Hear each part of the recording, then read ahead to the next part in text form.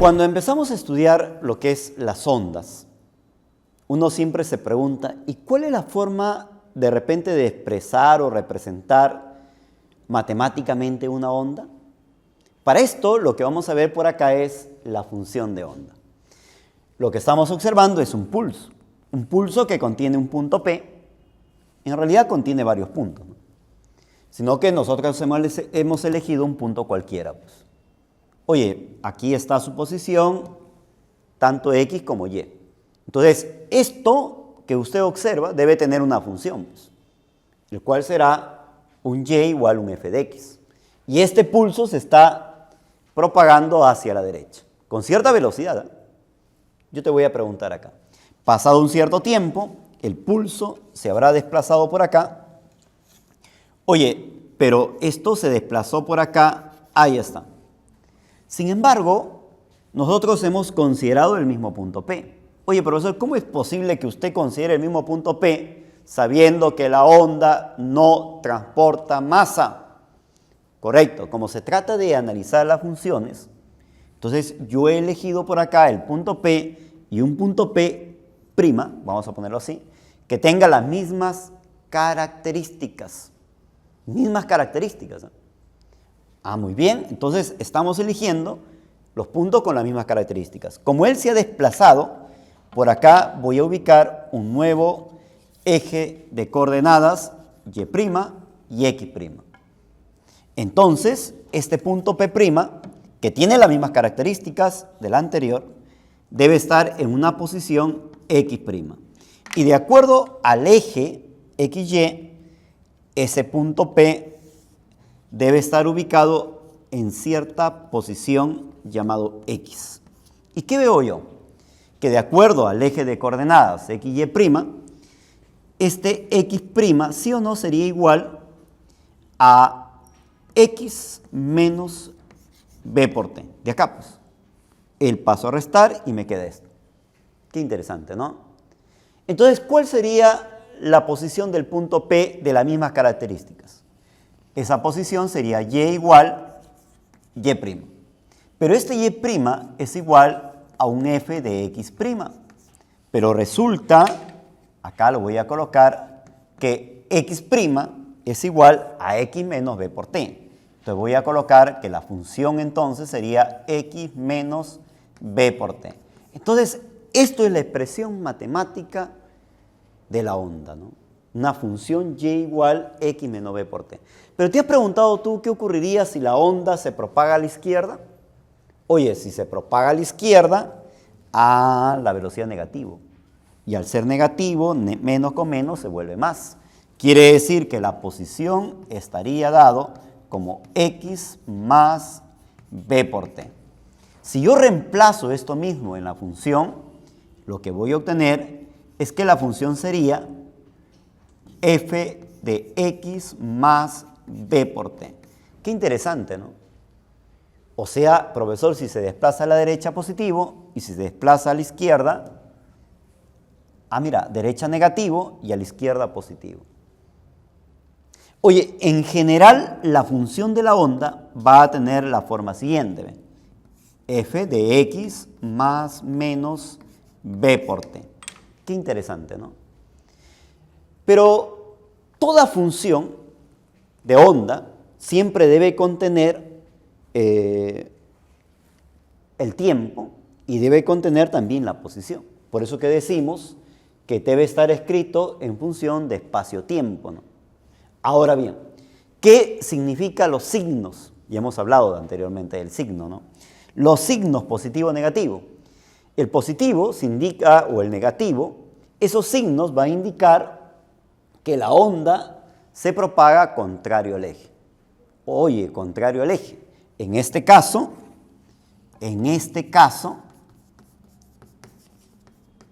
al eje X, porque acá está contenido el eje X. O sea, si la onda se propaga, por ejemplo, o nos dan la función positivo, significa que la onda se propaga contrario al positivo, sería hacia el eje negativo. Si nos dan la función con el signo menos, contrario al menos es más, ¿verdad? Entonces significa que la onda se propaga hacia el eje X positivo. Qué interesante. Pero ahora lo que yo quiero que usted vea es cómo se analiza la función de la onda. Y igual un f de x más menos b por t. ¿Qué significa el eje X para nosotros? Este X, mira, ve, significa dirección de propagación de la onda. Pero tiene que ser contrario ¿al qué? Al signo. O sea, si es positivo, la onda se propaga hacia el eje negativo. Si en cambio acá nos da negativo, la onda se propaga contrario, es decir, al eje positivo. Qué interesante, ¿no?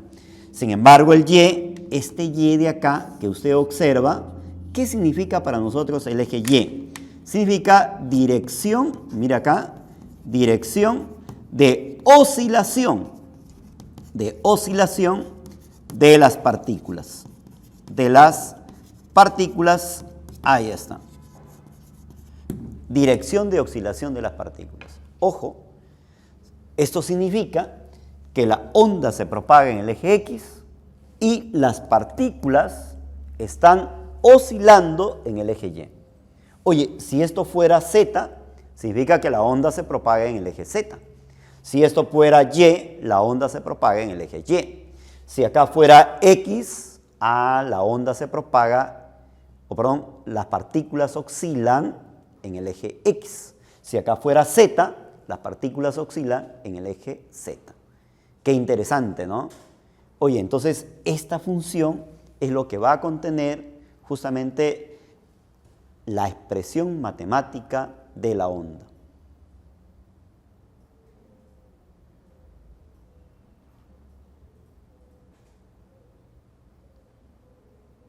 Corte.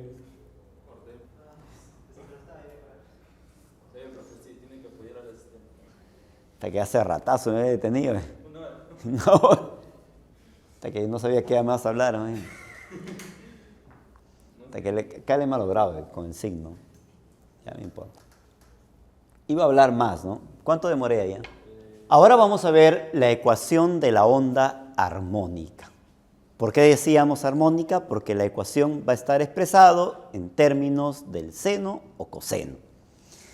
Pero si hacemos una similitud al movimiento armónico simple, la función del movimiento armónico simple era y igual a seno de omega t más alfa. ¿Se acuerdan ustedes de eso? Muy bien. Pero ¿qué ocurre acá? Cuando una onda se propaga con cierta velocidad, la onda transmite energía y cantidad de movimiento. Quiere decir que cuando esta onda alcanza un punto o una partícula del medio, lo que va a hacer la onda es hacerla oscilar. Y es similar como si estuviese por acá una partícula unido a un pequeño resortito, ¿ve? Y esto empieza a ejecutar su movimiento oscilatorio. Imagínate.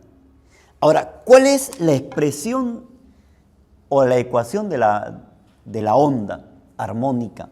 Esa ecuación se va a expresar como A seno de kx más menos omega t, más un desfasaje, o el ángulo de fase inicial que usted lo llamaba, ¿verdad? Muy bien, pero ¿qué cosa es el A?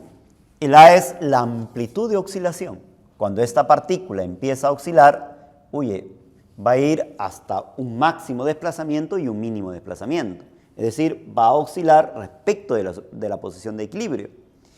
Entonces, esto le llamaremos amplitud. Ahí está. Y acá lo que estamos observando la partícula es que va a empezar a oscilar y ejecutar un movimiento oscilatorio. Muy bien, entonces ya sabemos que A es la amplitud, pero la pregunta es, ¿qué será el K?